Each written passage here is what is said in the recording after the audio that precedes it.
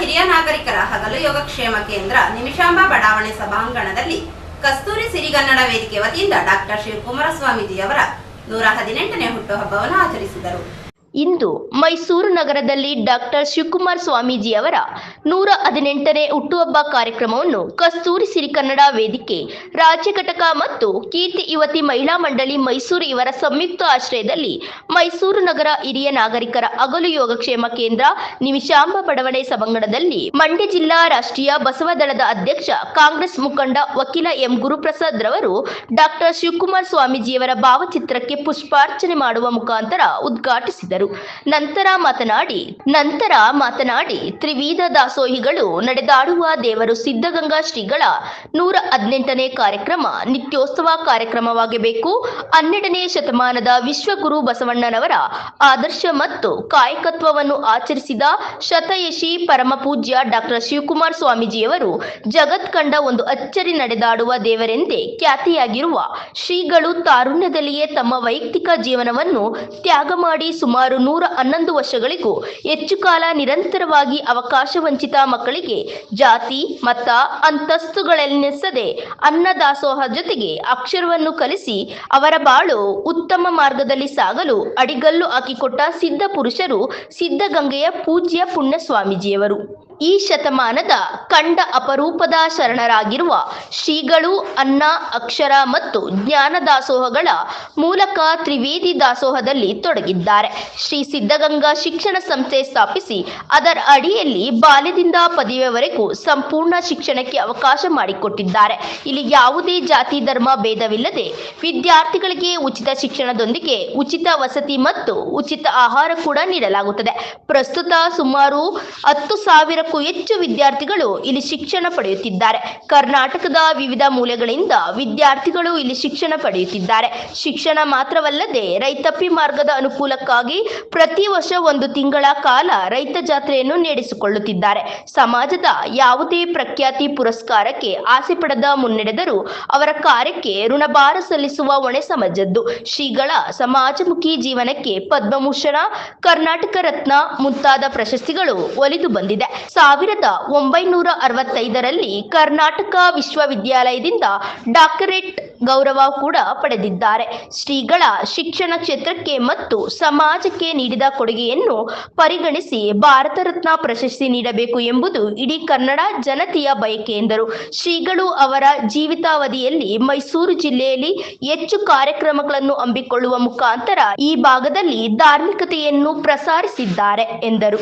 ಮುಖ್ಯ ಅತಿಥಿಗಳಾಗಿ ಆಗಮಿಸಿದ ಪ್ರಶಸ್ತಿ ಪುರಸ್ಕಾರ ಪಡೆದ ನಿವೃತ್ತ ಡಿವೈಎಸ್ಪಿ ಮತ್ತು ಸಾಹಿತ್ಯ HL ಶಿವಬಸಪ್ಪ ಒರೆಯಾಲರವರು ಮಾತನಾಡಿ, ಸ್ವಾಮೀಜಿಗಳು ಲಕ್ಷಾಂತರ ವಿದ್ಯಾರ್ಥಿಗಳಿಗೆ ತ್ರಿವಿಧ ದಾಸೋಹ ಕಾರ್ಯಕ್ರಮ ಆಯೋಜಿಸುವ ಮುಖಾಂತರ ದಣಿವರಿಯದ ಸೇವೆ ಸಲ್ಲಿಸಿದ್ದಾರೆ. ಶ್ರೀಗಳ ವಿವಿಧ ಕ್ಷೇತ್ರದ ಸಾಧನೆ ಗುರುತಿಸಿ ಸರ್ಕಾರ ಹಲವಾರು ಪ್ರಶಸ್ತಿಗಳನ್ನು ನೀಡಿದ್ದು ಭಾರತ ರತ್ನ ಪ್ರಶಸ್ತಿಯನ್ನು ಕೇಂದ್ರ ಸರ್ಕಾರ ಘೋಷಿಸಬೇಕು ಎಂದರು.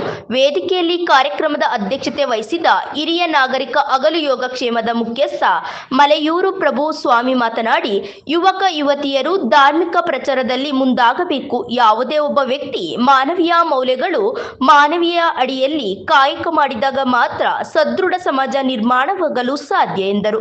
ಮುಖ್ಯ ಅತಿಥಿಗಳಾಗಿ ಮಾತನಾಡಿದ ಕಸ್ತೂರಿ ಸಿರಿಗನ್ನಡ ವೇದಿಕೆ ಮೈಸೂರು ಜಿಲ್ಲಾಧ್ಯಕ್ಷ ಶ್ರೀಮತಿ ಮಂಜುಳಾ ರಮೇಶ್ ಮಾತನಾಡಿ, ಮಹಿಳೆಯರು ಎಲ್ಲ ಕ್ಷೇತ್ರದಲ್ಲೂ ಮುಂದೆ ಬಂದಾಗ ಮಾತ್ರ ಸಾಮಾಜಿಕ ಸಮಾನತೆ ಕಾಣಲು ಸಾಧ್ಯವಾಗುತ್ತದೆ ಎಂದರು. ಈ ಸಂದರ್ಭದಲ್ಲಿ ವಿವಿಧ ಕ್ಷೇತ್ರದಲ್ಲಿ ಸಾಧನೆ ಮಾಡಿದ ಮಲೆಯೂರು ಪ್ರಭುಸ್ವಾಮಿ, ಶಿಕ್ಷಕಿ ಚೌವಂಡ ಚಂದಮ್ಮ, ಪುಣ್ಣಚ್ಚ, MK ಕಾಮಿನಿ, ಯದುಗಿರಿ ಗೋಪಾಲನ್, ಶಿಲ್ಪಾ, K ಕುಮಾರ್, ತಿಮ್ಮನ ಕೊಪ್ಪಲುರವರುಗಳು ವೇದಿಕೆಯಲ್ಲಿ ಸಿದ್ಧಗಂಗಾ ಶ್ರೀ ಪ್ರಶಸ್ತಿ ಪ್ರದಾನ ಮಾಡಿ ಸನ್ಮಾನಿಸಲಾಯಿತು.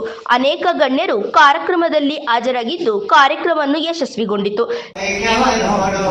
ಅಕಮಲೆ ಪ್ರಸಾದ ಸಿಂಗ ಶರಣ ವೈದ್ಯವ ನೋಡೋ ಶಿವನ ಧ್ಯಾನ ಮಾಡೋ ಮನಸ್ಸು ಶಾಂತಿ ನೀಡೋ ಶಿವನನ್ನು ನಿನ್ನಲ್ಲಿ ನೀ ನೋಡು ಶಿವನನ್ನು ನಿನ್ನಲ್ಲಿ ನೀ ನೋಡು ಸಾಂಬರೇ ನಮೋ ಪಾರ್ವತಿ ಪರಿಣಾಮ ಸಂಗೀತನ ಗೋವಿಂದ ವಿಚಾರಗಳನ್ನ ಕೆಲವನ್ನ ನಾನು ಹೇಳಿದ್ರು. ಕಥೆಯೆಲ್ಲ ಹೇಳುವುದಕ್ಕಿಂತ ಕೆಲವು ಕಥೆಗಳನ್ನ ಹೇಳ್ಕೊಂತ ಒಂದಷ್ಟು ಮಾತು ಮುಗಿಸೋಣ ಅಂತ ಅಂದ್ಕೊಂಡಿದ್ದೇನೆ. ತೀರಾ ಮಾತಾಡುವ ಹೇಳಿಕ್ ಸಾಕಷ್ಟಿದೆ. ನಾನು ಮಾತಾಡಿದ್ರೆ ಬಹುಶಃ ರಾತ್ರಿ 8 ಗಂಟೆವರೆಗೆ ಹೀಗೆ ಮಾತಾಡ್ತೀನಿ ಅವ್ರ ಬಗ್ಗೆ. ರಾತ್ರಿ 8 ಗಂಟೆವರೆಗೂ ಮಾತಾಡ್ತಾರೆ ಅವ್ರ ಬಗ್ಗೆ. ಆದ್ರೆ ಬೇಡ, ಮಾತಾಡೋದು. ಈಗ ಕೆಲವು ವಿಚಾರಗಳು ಒಂದೊಂದೇ ಮಾತಲ್ಲಿ ಅವ್ರ ಬದುಕನ್ನ ನಾನು ಕಟ್ಕೊಳ್ತಾ ಹೋಗ್ತೀನಿ ಅಷ್ಟೇ. ಆಮೇಲೆ ಹೇಳ್ತೀನಿ. 1907 ಏಪ್ರಿಲ್ 1ರಂದು ರಾಮನಗರ ಜಿಲ್ಲೆ ಮಾಗಡಿ ತಾಲೂಕು ವೀರಾಪುರ ಗ್ರಾಮದಲ್ಲಿ ಜನಿಸಿದರು. 1907 ಏಪ್ರಿಲ್ 1ನೇ ತಾರೀಕು ಅವರ ಜನನ ಆಗುತ್ತೆ. ತಂದೆ ಪಟೇಲ್ ಹೊನ್ನೇಗೌಡ, ತಾಯಿ ಗಂಗಮ್ಮ. ಇವರು 13ನೆಯ ಮಗ. ಅವರ ತಂದೆ ತಾಯಿಗೆ ಇವರು 13ನೆಯ ಮಗ. ಇವರ ಬಾಲ್ಯದ ಹೆಸರು ಶಿವಣ್ಣ ಅಂತ ಇವರನ್ನ ಕರೀತಾ ಇದ್ರು. ಇವರಿಗೆ ಬಾಲ್ಯದಲ್ಲಿ ಅವರ ತಂದೆ ತಾಯಿ ಇಟ್ಟಂತೆ ಹೆಸರು ಶಿವಣ್ಣ ಅಂತ ಕರೀತಾ ಇದ್ರು. ಇವರು ಶಿಕ್ಷಣಕ್ಕಾಗಿ ಮಠಕ್ಕೆ ಬಂದಾಗ 2-3 ಸಾರಿ ತಿರಸ್ಕೃತರಾಗಿದ್ದಾರೆ. ಅಲ್ಲಿ ಆನಂತರ ಅಲ್ಲಿ ಸೇರ್ಕೊಳ್ತಾರೆ. ಸೇರ್ಕೊಂಡ ಮೇಲೆ ಮುಕ್ತಾನ ಸ್ವಾಮಿಗಳು ಅವರ ಗಮನಕ್ಕೆ ಇವರು ಬೀಳ್ತಾರೆ. ಬಿದ್ದ ಮೇಲೆ ಇವರನ್ನ ಅವರು ಶಿಷ್ಯನನ್ನಾಗಿ ಮಾಡ್ತಾರೆ. 1930ಕ್ಕೆ ಇವರಿಗೆ ದೀಕ್ಷೆಯನ್ನು ಕೊಡಲಾಗುತ್ತದೆ. ಮುಕ್ತಾನ ಸ್ವಾಮಿಗಳು 1930ರಲ್ಲಿ ಇವರಿಗೆ ದೀಕ್ಷೆಯನ್ನು ಕೊಡ್ತಾರೆ. 1941ರಲ್ಲಿ ಆ ಮಠದ ಪಟ್ಟಾಧಿಕಾರವನ್ನ ಇವರಿಗೆ ವಹಿಸಿಕೊಡಲಾಗುತ್ತದೆ. ಪಟ್ಟಾಧಿಕಾರ ಸ್ವೀಕಾರವನ್ನು ಮಾಡ್ತಾರೆ. ಒಟ್ಟು ಇವರು 120 ಶಿಕ್ಷಣ ಸಂಸ್ಥೆಗಳು ಇದಾವೆ. ಸಿದ್ಧಗಂಗೆಯ ಶಿಕ್ಷಣ ಸಂಸ್ಥೆಗಳು 120 ಇದಾವೆ. ಸಂಸ್ಕೃತ ಭಾಷೆಯ ಶಿಕ್ಷಣದ ಜೊತೆಗೆ ಆಧುನಿಕ ವಿಜ್ಞಾನ ತಂತ್ರಜ್ಞಾನ ಶಿಕ್ಷಣಕ್ಕೂ ಆದ್ಯತೆ ನೀಡಿದರು. ಆ ಕಾಲದಲ್ಲಿ ಸಂಸ್ಕೃತವನ್ನು ಓದೋದು,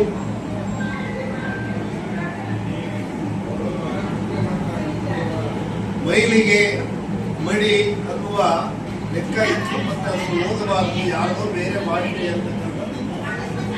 ಹಾಗಾಗಿ ಸಂಸ್ಕೃತದ ಜೊತೆಗೆ ತಾಂತ್ರಿಕ ವಿದ್ಯಾಲಯಗಳ ಬಗ್ಗೆನೂ ಗಮನ ಕೊಟ್ಟು ಸನಾತನ ಮತ್ತು ಆಧುನಿಕ ಮತ್ತು ಪುರಾತನ ಎಲ್ಲವನ್ನು ಸಮ್ಮೇಳನ ಮಾಡುವ ಒಂದು ಗುರಿಯನ್ನ ಇವರು ಇಟ್ಕೊಂಡಿದ್ರು.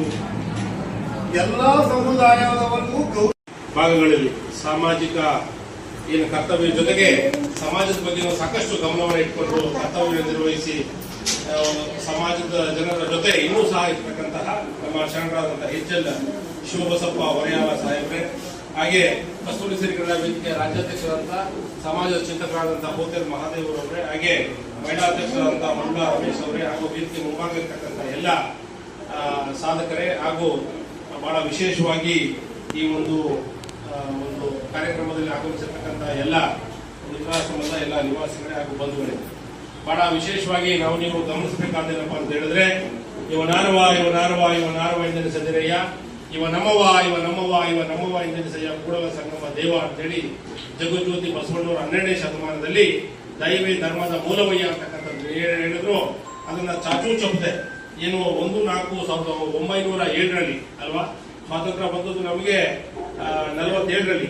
ಆದರೆ ಸಿದ್ಧಗಂಗಾ ಶ್ರೀಗಳು ಈ ನಾಡಿನಲ್ಲಿ ಜನಿಸಿದ್ದು 1/4/1907ರಲ್ಲಿ. ಸ್ವಾತಂತ್ರ್ಯ ಬರುವ 40 ವರ್ಷಗಳ ಹಿಂದೆ ಜನಿಸಿದಂತಹ ಈ ಮಹಾಪುರುಷ ವಿಭೂತಿ ಧಾರಿಗಳಾದಂತಹ ಸಿದ್ಧಗಂಗಾ ಶ್ರೀಗಳು ಬಹಳ ವಿಶೇಷವಾಗಿ ನಮ್ಮ ಈ ಸಮಾಜವನ್ನ ಕಟ್ಟಬೇಕು, ಈ ನಾಡಿನಲ್ಲಿ ಯಾವುದೇ ಜಾತಿ ಧರ್ಮ ಅನ್ನದೇ ಎಲ್ಲ ಮಕ್ಕಳು ಸಹ ನನ್ನ ಮಕ್ಕಳಿದ್ದಾಗಿ ಅಂತೇಳಿ ಅವರು ಸ್ವತಂತ್ರ ಪೂರ್ವದಲ್ಲಿ ಸಾಮಾಜಿಕ ಹೋರಾಟವನ್ನು ಮಾಡೋದ್ರ ಮುಖಾಂತರ ತ್ರಿವಿಧ ದಾಸೋಹಿಗಳಾದರು. ಏನು ತ್ರಿವಿಧ ದಾಸೋಹಿ ಅಂದ್ರೆ ಅವರು ಆಹಾರವನ್ನ ಕೊಡ್ತಕ್ಕಂಥದ್ದಾಗ್ಬೋದು, ಜ್ಞಾನವನ್ನು ಕೊಡ್ತಕ್ಕಂಥದ್ದಾಗ್ಬೋದು, ವಿದ್ಯಾಭ್ಯಾಸವನ್ನು ಕೊಡ್ತಕ್ಕಂಥದ್ದಾಗ್ಬೋದು, ಅದ್ರ ಜೊತೆಗೆ ಶರಣ ಪರಂಪರೆಯನ್ನ ಜಾಗೃತಿ ಮೂಡಿಸ್ತಕ್ಕಂಥದ್ದು.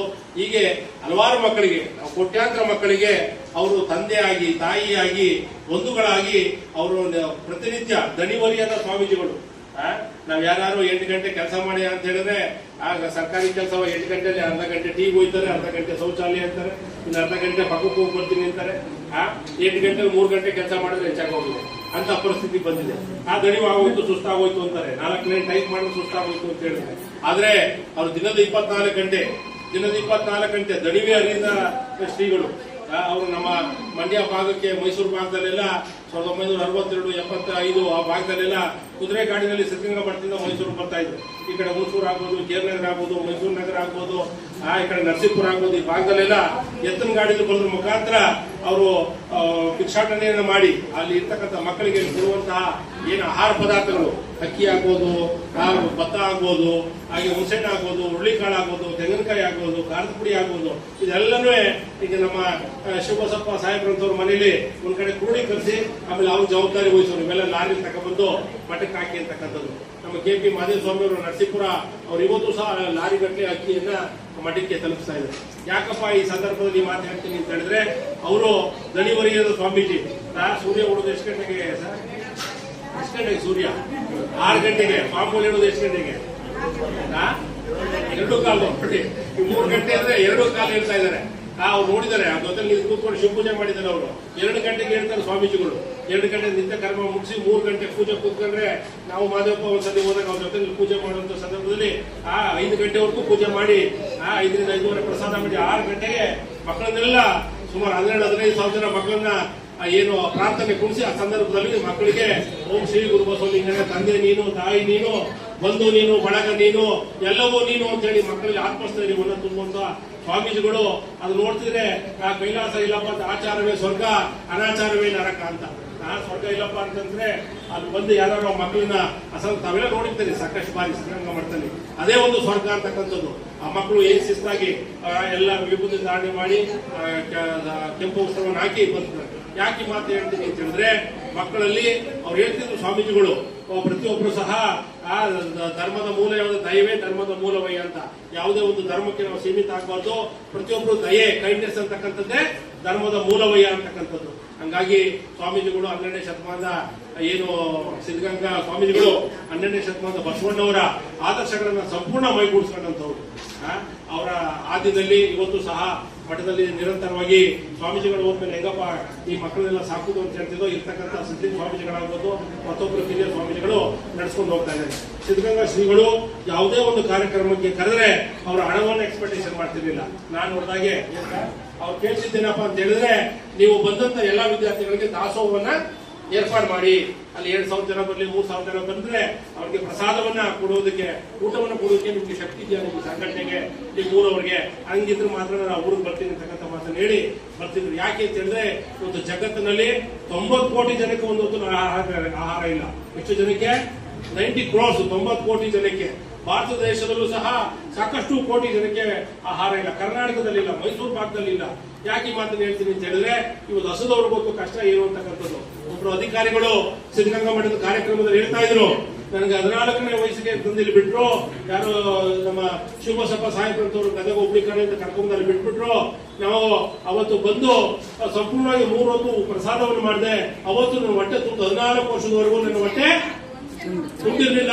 ಅಷ್ಟು ಕರಳ ಸಂಕಟದಲ್ಲಿ ನಾನು ಬದುಕ್ತಿದ್ದೆ. ನನ್ನ ತಂದೆ ತಾಯಿಗಳಿಗೆ ಊಟ ಕೊಡಕ್ಕಾಗಿಲ್ಲ.